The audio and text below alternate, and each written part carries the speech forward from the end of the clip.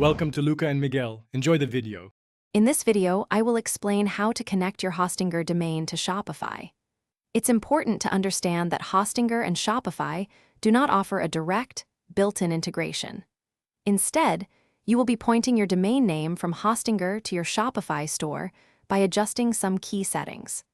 This process ensures your customers can easily find your online shop using your custom domain. Let's get started with the first steps to make this connection seamless and effective for your business. Before making any changes at Hostinger, you'll need to gather some essential information from your Shopify store. First, log into your Shopify admin panel. Then, navigate to the Settings menu and select Domains. Here, you will find the option to connect an existing domain.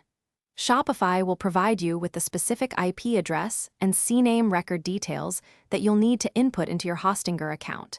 Make sure to copy these details accurately. Now it's time to configure your domain settings at Hostinger.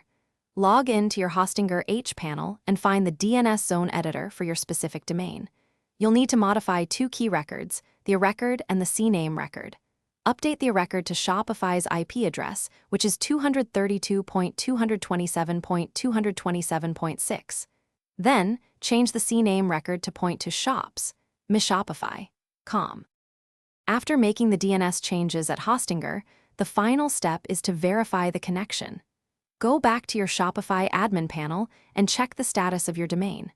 Keep in mind that DNS changes can take up to 48 hours to fully propagate across the internet, so patience is key.